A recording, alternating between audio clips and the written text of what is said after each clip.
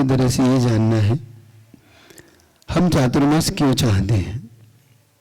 हम चातुर्मास हमारी आत्मा की उन्नति का एक अवसर होता है, अपॉर्चुनिटी जो होती है, संभावनाएं होती है, वो एक स्थायी, जब कोई साधु रुकता है उससे ज़्यादा बढ़ जाती है।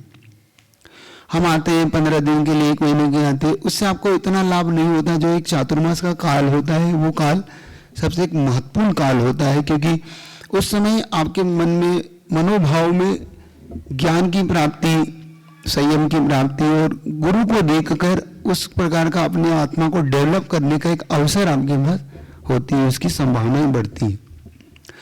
जब हम अपने इस कल्याण के मार्ग को समझने के लिए जब हमें गुरु मिलता है, क्योंकि गुरु के बिना कभी भी किसी चीज की प्राप्ति नहीं होती, क्योंकि हमारे पास एक आइडियल होना, वो सबसे ज्यादा उसकी विशेषता होती है एक आइडियल की।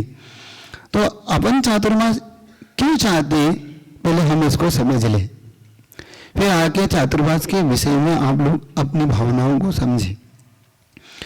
क्योंकि चातुर्मास पतन का भी कारण हो सकता है और उत्थान का भी कारण हो सकता है। दोनों बात अच्छी तरह से पकड़िएगा। उत्थान ही हो जरूरी नहीं, चातुर्मास से लोगों के पतन भी हो जाते हैं। तो आप समझ लीजिएगा कि आपको किस लिए कराना है, उत्थान के लिए कि पतन के लिए। उत्थान तब होता है जब वो गुरु के प्रति समर्पित होता है। हम अगर गुरु में ही इफ और बट करने लग जाते हैं तो अभी हमने गुरु पे विश्वास नहीं किया, और किसी भी चीज की नींव आस्था सम्यक दर्शन से शुरू होती है, और सम्यक दर्शन का नाम ही आस्था है, समर्पण है। हमें समर्पण करना होगा, पहले गुरु पर ट्रस्ट करना होगा, हमें गुरु को चयन करना होगा कि हमने जिन्हें अपने प्रति, जिनके प्रति हमारी श्रद्धा है, वो हमारे लिए कितने हितकारी है। और अगर हितकारी है तो फिर हमें एक बट करने की कोई वहां पे संभावना, गुंजाइश नहीं रहती। और अगर अहितकारी है तो हमें चातुर्मास कराने का कोई फायदा नहीं है। तो पहले तय करिए कि मैं आपके लिए हितकारी हूं कि अहितकारी हूं। आप क्या सोचते हैं मेरे बारे में, या पूज्य हम तीनों चारों महाराज के बारे में गुरुदेव ने भेजा है तो हित करने के लिए भेजा होगा कि हित के लिए? जब हित के लिए भेजा है तो फिर एक बट नहीं चलेगा, आपको समर्पण करना होगा। क्योंकि अधिकतर हम गुरु को अपने हिसाब से चलाना चाहते हैं, हम गुरु के हिसाब से नहीं चलना चाहते। ये नीति नहीं चलेगी, हमें गुरु के अकॉर्डिंग चलना होगा, ना कि हम गुरु के को अपने अनुसार चलाएं। क्योंकि जब जब गुरु को अपने अनुसार चला गया तब तब उस सबका पतन ही हुआ, और जो जो गुरु के अनुसार चला उसका उत्थान हुआ। दुर्योधन ने सबसे बड़ी गलती की, उन्होंने अपने गुरु को अपने अनुसार चलाने का पुरुषार्थ किया। माता पिता को अपने अनुसार चलाया, गुरु को अपने अनुसार चलाया, और क्या हुआ वो उसका रिजल्ट आपके सामने है। क्योंकि उसने गुरु को द्रोणाचार्य से कहा कि आपको युद्ध करना पड़ेगा। द्रोणाचार्य कह रहे हैं युद्ध की जरूरत नहीं, नहीं करना पड़ेगा आपको। उनके पिता को कह रहे हैं कि आपको युद्ध की परमिशन देना पड़ेगी, हम नहीं देंगे 5 गांव, आप युद्ध की परमिशन दीजिए, युद्ध करोगे। क्या हुआ सबको पता है। इसका मतलब हम दुर्योधन नहीं बनना है, हमें राम बनना है। राम गुरु की आज्ञा के अनुसार चला, पिता के अकॉर्डिंग चला। पिता से इब्बत करी इसने नहीं करी ना। पिता ने कहा वनवास जाना है, जो आज्ञा, भरत को राज देना है जैसी आपकी आज्ञा। पिता दुखी हो रहे कि मैं राम को वनवास दे रहा हूं, राम कह रहा आप दुखी क्यों हो रहे हैं, आपकी आज्ञा, आपका वचन पहले है मेरे लिए। जब ये समर्पण होता है तब वो मर्यादा पुरुषोत्तम राम पूरे संसार में पूज्य हो जाता है, याद रखना। वहां से बनता है राम, वहां से निकल के आता है व्यक्ति। अभी हम कौन है? हम कौन है, दुर्योधन की राम? हम तय करें अभी हमारे अंदर कौन पल रहा है, हम पहले उसको समझें। मैं कह रहा हूं जरूरी नहीं कि हमसे हमारा उत्थान ही हो जाएगा, हमें पहले उत्थान और पतन की डेफिनेशन समझना होगी, वहां से हमारा मार्ग खुलेगा। तो आप सबको गुरुदेव के सूत्र दे रहा हूं, उन सूत्रों पे आपको आगे बढ़ना है। गुरु जी का पहला सूत्र था समाज एकता के सूत्र में बंधकर बढ़े। समाज विखंडन खंडन की उस पे ना चले। आप किसी भी मत को मानते हो, आप किसी पंथ को मानते हो, किसी भी गुरु को मानते हो, उससे मेरे को कोई भी आपसे एलर्जी नहीं है। आप अगर दूध पानी में विश्वास रखते हैं तो आप अपने हिसाब से चलिए। आपको ऐसा लगता है कि हमारे यहाँ पर ये है, इसमें आप महाराज जी आपका, तो हमारा कोई भी इंटरफेयर कहीं भी हम नहीं करते। ये आपका स्वविवेक है। हम ये बात विवेक पे छोड़ते हैं आपके, जो आगम का कहना है कि आप विवेक पे, आपका विवेक है, आपका विवेक अगर ऐसा कहता है तो आप देखिए। हमारा काम है सिर्फ शास्त्र का स्वाध्याय करके आप तक शास्त्र की बात आप तक पहुंचाना। ये तो स्वविवेक होता है ना? होता है कि नहीं होता है? तो उस विवेक का आप प्रयोग करिए। हम सिर्फ आपसे चर्चा कर सकते हैं, हमारा कोई भी आपसे आग्रह नहीं। तो एकता के सूत्र में आप बन पाएंगे? आप सबको एक साथ लेके चल पाएगी कमेटी? आप भेद तो नहीं करेंगे कि ये संत का ये संत का नहीं करना, ये अपने को शोभा नहीं देता। हमारे लिए मेरे गुरुदेव का दरवाजा संसार के लिए प्राणी मात्र के लिए खुला रहता था, तो हर व्यक्ति के लिए खुला है। प्राणी मात्र, वो मुख पशु की चिंता करते थे। पूज्य गुरुदेव ने कभी दिगंबर श्वेतांबर सबको आश्रय दिया। आप विश्वास नहीं करेंगे, बॉम्बे के ऐसे ही परिवार, श्वेतांबर परिवार, जिन्होंने इस दिगंबर अनुयायी को अपना के साथ साथ प्रतिमाओं के साथ संलेखनाएं की है। 7 प्रतिमा लेके खजुराहो में नरेश भाई, आप पढ़िएगा, नरेश भाई, जयसुख भाई, ये श्वेतांबर, लेकिन कभी इन्होंने गुरु जी ने उनको भी शरण दी, लेकिन परीक्षा लेके दी। ऐसा नहीं दी, 7-8 साल उनकी परीक्षा हुई, उन्होंने काफी परीक्षा दी है तब। तो ऐसा ही एक पहला सूत्र आप सबको एक साथ लेके चलना है। दूसरा ये कि आप सब एक दूसरे के कार्य को सहयोग करके चलिए।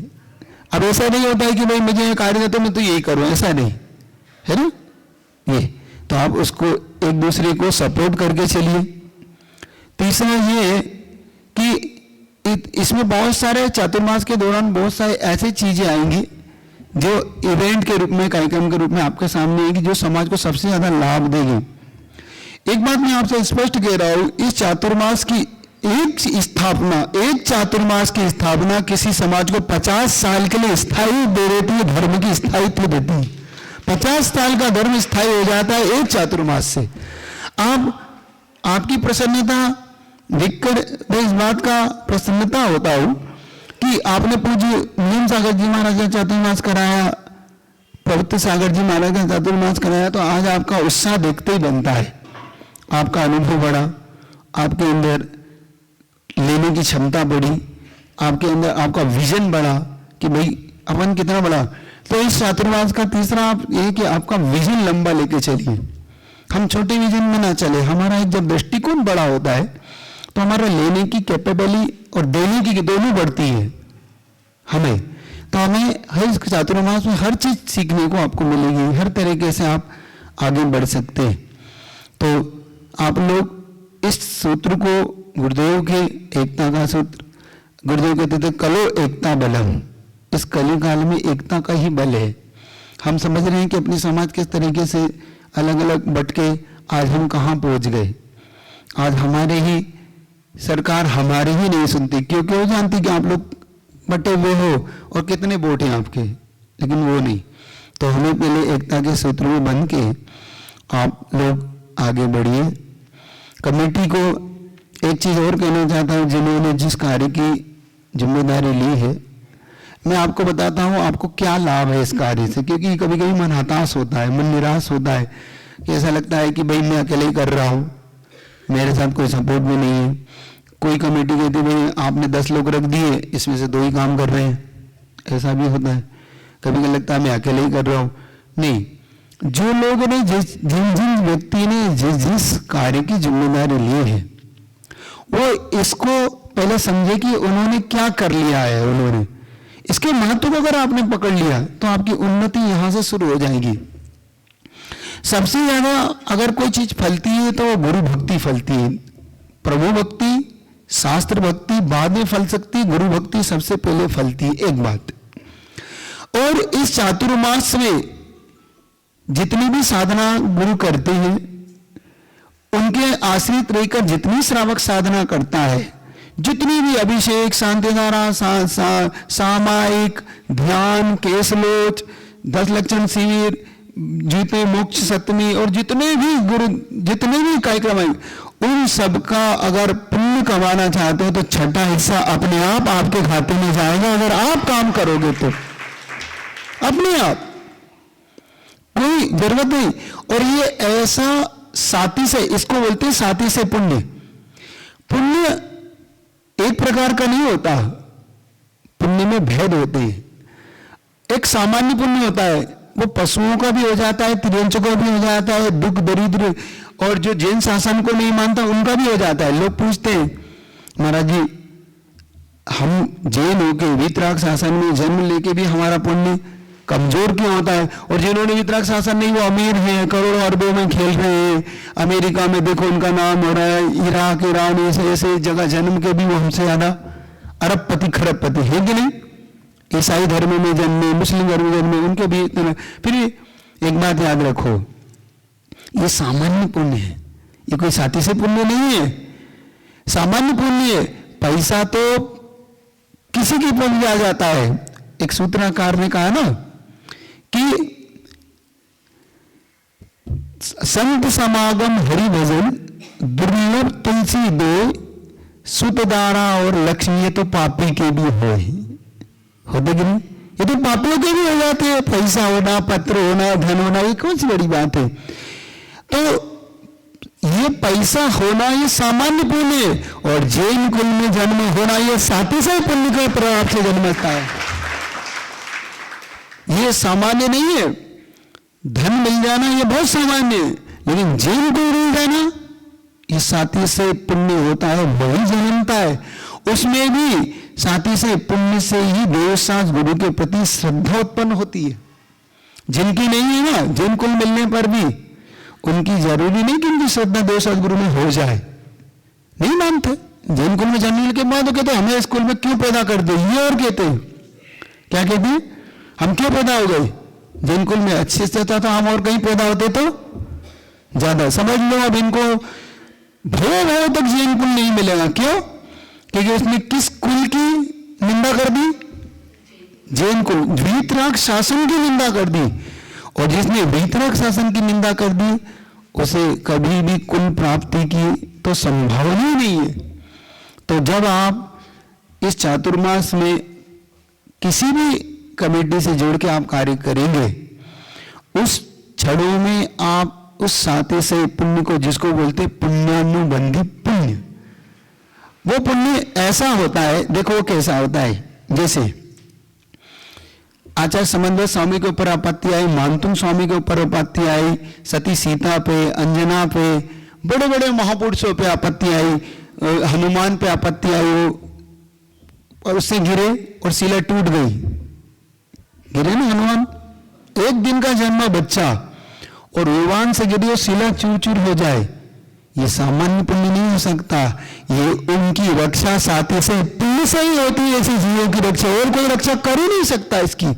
सती सीता अग्नि में पानी बना रही है, ये कौन सा पुण्य है? ये साथी से पुण्य। ये कब कमाया? एक बहुत अच्छा आता है, किसी ने प्रश्न किया कि द्रौपदी का चीरहरण जब हुआ दुशासन के द्वारा, तो कहते हैं द्रौपदी का चीर बढ़ता गया। चीर मतलब वो साड़ी बढ़ती गई। कब बढ़ी, कैसे बढ़ी थी, ये प्रश्न हुआ। जब भगवान के समक्षण ये प्रश्न हुआ भगवान महावीर के यहाँ कि भगवान ऐसा क्या किया था उस द्रौपदी ने कि उसका चीर इतना बढ़ गया? कब उसने अपने एक कार्य कर दिया। देखो हम पता नहीं कब कौन सा कार्य कर जाए। उसने क्या किया, एक मुनि महाराज के जब किसी कारण से खून निकल आया, लग गई, चोट आ गई, तो उसने अपनी ये नहीं देखा, उसने अपनी साड़ी का पल्ला फाड़ के भैया जल्दी से बांध दो। अब देखो ये हम बुद्धि ना लगाएं कि वो साड़ी का पल्ला महिला का था, ये था वो था, ऐसी बुद्धि ना चलाओ, क्योंकि आपत्ति काले मर्यादा नास्ति। आपत्ति काल में कोई मर्यादा है? आपत्ति काल है, बस एक टुकड़ा अगर साड़ी का उस समय दे दिया गया। तो चीर जब दुशासन ने किया तो चीर बढ़ता गया और बढ़ता गया, साड़ी बढ़ती चढ़ी। कैसा ये कहलाता है साथी से पुण्य। समझो, गुरु की इतनी सी सेवा, एक आहार दान, आप पढ़िए कृत पुण्य की कथा, एक कटोरी खीर का दान धन्य कुमार बना दिया। एक भील गुरु की एक बात में मर मिटा, एक धीवर गुरु के एक कहने पर मर मिटा। जिसने गुरु के कहने को मान लिया उसके इस संसार में ज्यादा भव नहीं बचे। तो कमेटी वालों से मेरा कहना है कि ये चतुर्मास सिर्फ चांगली का नहीं है, पहले तो ये समझो। ये किसी नेमिनाथ कॉलोनी का नहीं है, ये पूरी सांगली और सांगली के आसपास समस्त समाजों को मिलकर ये चातुर्मास होगा। जितने आसपास समाज, चाहे वो नांद्रे हो, चाहे आसपास समडोली हो, धामनी हो, और भी सदलगा बोल दू, सदलगा हो, हाँ उसके परमिशन लेना पड़ती है। सदना तो साथ लगा के मालिक तो यही है। तो सदलगा है, धावनी है, तो जहाँ कोल्हापुर है आसपास, और भी बड़ी बड़ी समाधि है, इक्छल करंजी है ना, जयसिंहपुर है, जो भी है आपका, ये सब जहाँ जहाँ पूज्य महाराज श्री ने चातुर्मास किए, जैसे उन्होंने एकता के सूत्र में बांधकर आप सबको गए हैं, बस उसी एकता के सूत्र में आपको बंध कर महाराज तक ये खबर भेजना है कि महाराज आप भले हमसे इतनी दूर हैं, लेकिन अभी हम एकता के सूत्र में बंधे हुए हैं, हम एक साथ हैं, एक सूत्र में चलेंगे। तो जो पार्श कॉलोनी, चिंतामणि कॉलोनी है, चिंतामणि नगर। अब बताओ चातुर्मास किसका है? ये जल्दी बताओ, ये चातुर्मास किसका है? पूरी सांगली और आसपास। नांद्रे वाले, ये चातुर्मास किसका है? नांद्रे का है ना? हाँ, नांद्रे वाले बोलो ये अलग नहीं है हम, हाँ अपने को अलग नहीं है, अब हम सबको। तो नांद्रे वाले जो चाहते हैं तभी मिलता है जब वो, क्योंकि मैं बताऊं नांद्रे वालों को एक बहुत अच्छी प्रसन्नता की बात बता दूं, अंदर की बात खोलना नहीं चाहिए, फिर भी खोल देता हूं। नांद्रे वालों, तुम्हारी जो एप्लीकेशन आई है ऊपर से आई है मेरे पास, मैं आ नहीं रहा था।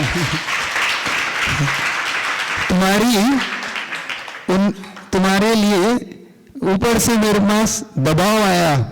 कहां से? आगम सागर जी का भी नांद्रे से आना है। आगम सागर, सही सागर, पुलिस सागर जी तेरे ने कहा, मेरे को अभी रास्ते में, मैं बारामती में था, मैंने कहा मैं तो चातुर्मास मुझे पक्का ही नहीं है, लेकिन नहीं, आपको अगर अच्छा लगे तो नांद्रे में ही कर सकते हो। का वही सागर का कर जाए। तो याद वालों, आप लोग किस भावना से आए हो? चातुर्मास। तो बहुत अच्छा है। तो ये चातुर्मास एक सूत्र में बंध के आप लोग कर लेंगे, बुजुर्ग लोग सब लोग तैयार हो गए, पक्का ना? तो अगर ऐसा है तो मन ये है मेरा कि अगर आज है 7 तारीख रविवार, अगर आप एकता के सूत्र में ऐसे ही बंधेंगे तो अगले रविवार 14 तारीख को आपकी सांगली में नेमिनाथ नगर में प्रवेश पूरा होने की संभावना बढ़ जाएगी।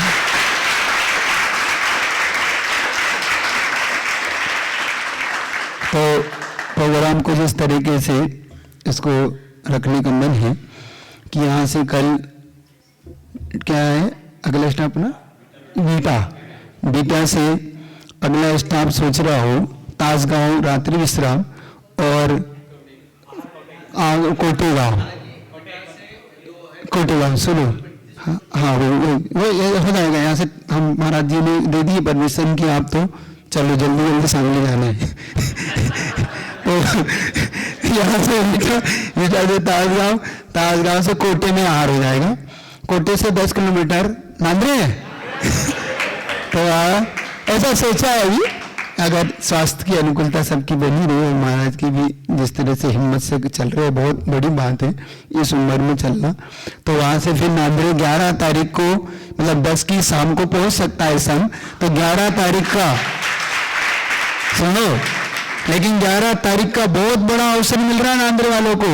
11 तारीख का पूज्य गुरुदेव का 57वां दीक्षा महामहोत्सव मनाने का अवसर मिल सकता है। तो नांद्रे वाले मना लेंगे, तो इसमें सांगली वाले आएंगे कि नहीं? हाँ, सुबह का समय, हाँ अभी एक मिनट, सुबह का समय रखेंगे तो आप बढ़ा के 10 बजे तक आप बड़े वापस रिटर्न हो जाएंगे, ऐसी कोई बात। तो ये आप खबर। फिर नांद्रे से अपन मोजे डिग्रेस से वहां से 5 किलोमीटर है, और कस्बे डिग्रेस से मोजे डिग्रेस में एक हार हो जाएगा। वहां से सीधा गांव भाग सांगली, ऐसा सोचा है कि मैंने सोचा है, क्योंकि 1100 साल पुराना वो जिनालय है।